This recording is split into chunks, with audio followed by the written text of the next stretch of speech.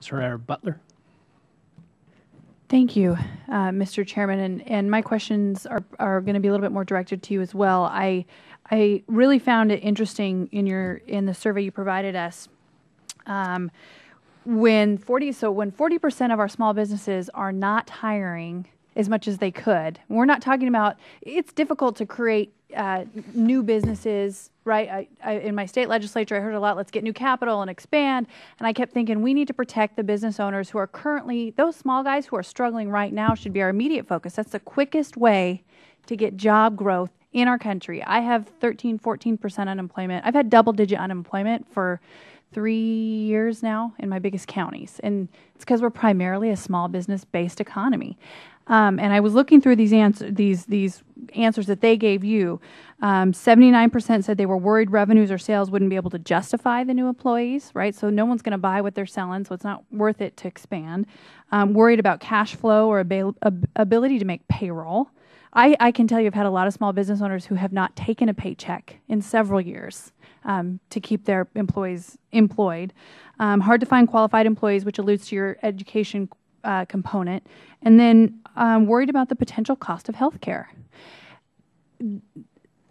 That's something we haven't talked about at all here, and we had a panel on it a couple months ago. The only thing that I was surprised I didn't see on here is with regard to the regulatory environment, and maybe healthcare fits under that, but this is really much more,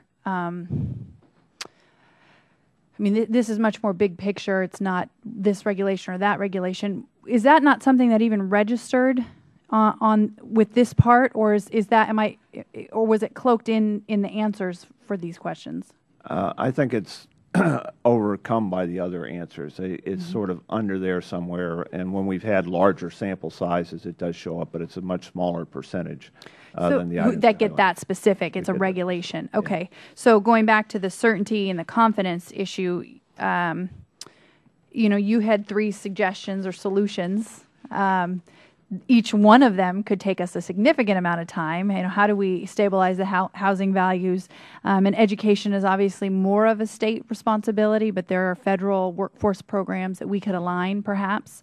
And then energy. And I know we're working on gas prices here. Get more supply out there, and hopefully we can drive down the costs.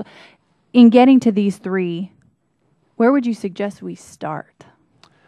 I think that the most important thing that could be done, and I know this is not the view of a lot of people, is that we need to do something about housing. I think that housing has effects across the country that are underestimated. It has had a major impact on small business, on the collateral the small business has, the ability to lend, the wealth of the American people.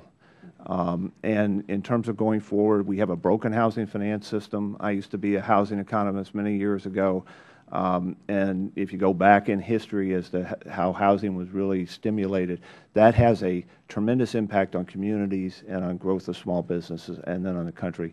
So I know that that's not a topic that's being generally discussed, but I think that's really, we're not going to get this economy going to potential without housing. We get housing going, I think the growth is going to be a lot faster than most people think. Thank you.